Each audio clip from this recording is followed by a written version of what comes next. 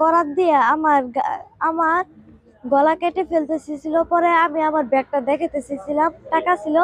পরে আমি আর কিছু আর কি অজ্ঞান হয়ে গেছিলাম। পরে আর আমি কিছু বলতে পারিনি। ডাকাত দল আমাদের আক্রমণ করেছিল, আমাকে মেরে ফেলার হুমকি দিয়েছিল।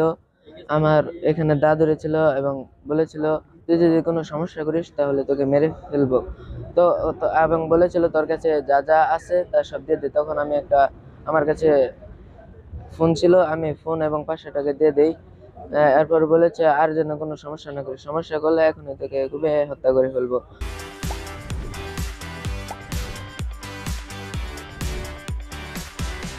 আমি মোহাম্মদ খলিলুর রহমান, প্রধান শিক্ষক, সৈয়দপুর উচ্চ বিদ্যালয়, ফুলবাড়ি, ময়মনসিংহ। আমি বিদ্যালয়ের সহপাঠ্যক্রমিক কার্যাবলী অংশ হিসাবে ছাত্রছাত্রীদের আবেদনের প্রেক্ষিতে গতকালকে আমরা রাত 3:30টার দিকে সৈয়দপুর উচ্চ বিদ্যালয় থেকে শিক্ষার্থীদের এবং অভিভাবকদেরকে নিয়ে নাটোরের গ্রিন ভিলা পার্কে যাওয়ার জন্য আমরা রওনা হই।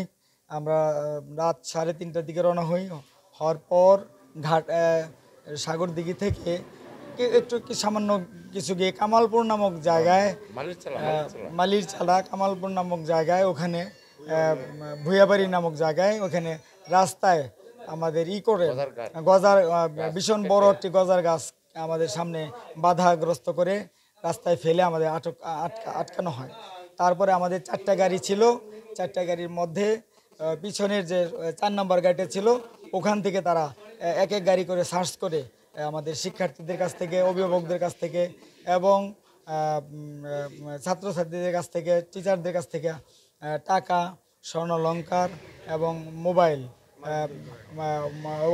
আমার টিচারদেরকে আঘাত করেন, আমার অভিভাবকদেরকে আঘাত করেন, এইভাবে এগুলো নিয়ে গেছে।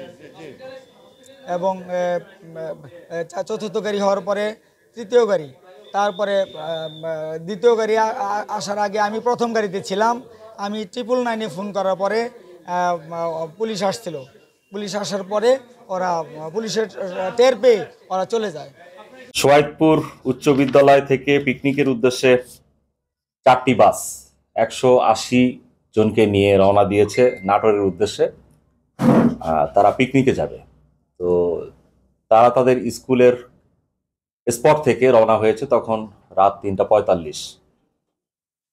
এটি ফুলবাড়িয়ার জুরিসডিকশনের মধ্যে পড়েছে। ওখান থেকে 15 মিনিটের মধ্যেই ঘাটাইল সাগরদিঘি রোডের ওই ঘটনাস্থলে এসে তারা দেখলো যে তাদের সামনে এটি গাছের গুঁড়ি ফেলানো এবং কিছু কতিপয় দুষ্কৃতকারী তারা বাসে কিছু মোবাইল, টাকা এবং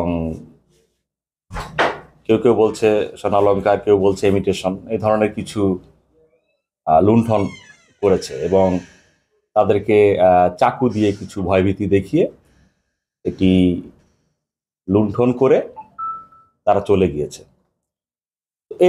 এইটি হলো মূলত ঘটনা এবং ঘটনাটার সময়টা আমি একটু আগে এখানে এসে অত্র স্কুলের প্রধান শিক্ষক যিনি এই সফরে ছিলেন, যাত্রী হিসাবে ছিলেন, এবং কয়েকজন অভিভাবকের সাথেও কথা হলো, তাদের বরাতেই আমি কথাগুলো বলছি।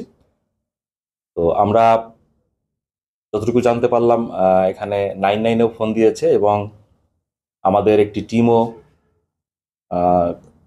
4:15-এর ভিতরে, 4:15 থেকে 20-এর ভিতরে আমাদের একটি টিমও চলে এসেছে এবং তারাই বলল যে এখানে একজন সাব ইন্সপেক্টর শহীদ নামে, তাকে তারা আইডেন্টিফাই করলো, নিয়ে এসেছিলেন এবং তারা ঘটনাস্থল থেকে তার আগেই ঘটনা ক্লোজ করে তারা সরে গিয়েছে। তো আমরা টাঙ্গাইল জেলা পুলিশ যখন ঘটনাটি জানতে পারলাম, আমরা ইতোমধ্যে তাদের কাছ থেকে সকল বক্তব্য নিয়ে মামলা রুজুর অল্প সময়ের মধ্যেই মামলা রুজু হচ্ছে এবং আমরা আমাদের যে থানা পুলিশ এবং আমাদের যে টাঙ্গাইল জেলা পুলিশের যে শক্তির জায়গাগুলো আছে, আমাদের যে বিভিন্ন ইনফরমেশনগুলো আছে এবং অত্র থানা এলাকার যে বিভিন্ন ইনফরমেশনগুলো আছে, আমাদের যারা ইনফর্মার আছে বিভিন্ন জায়গায়, তাদেরকে আমরা ইতোমধ্যে অ্যাক্টিভেট করেছি এবং আমরা তথ্য প্রযুক্তিকে কাজে লাগাচ্ছি। দেখা যাক, আলহামদুলিল্লাহ আমরা টাঙ্গাইল জেলা পুলিশ যে কোনো চ্যালেঞ্জ নেওয়ার জন্য প্রস্তুত আছি। আপনারা দেখেছেন ইতিপূর্বে মির্জাপুরে একটি বাস ডাকাতির ঘটনায় আমরা খুব অল্প সময়ের মধ্যে চেষ্টা করেছি দেশবাসীকে স্বস্তি দেওয়ার, সেই মেসেজগুলো আপনাদেরকে আমরা দিয়েছি।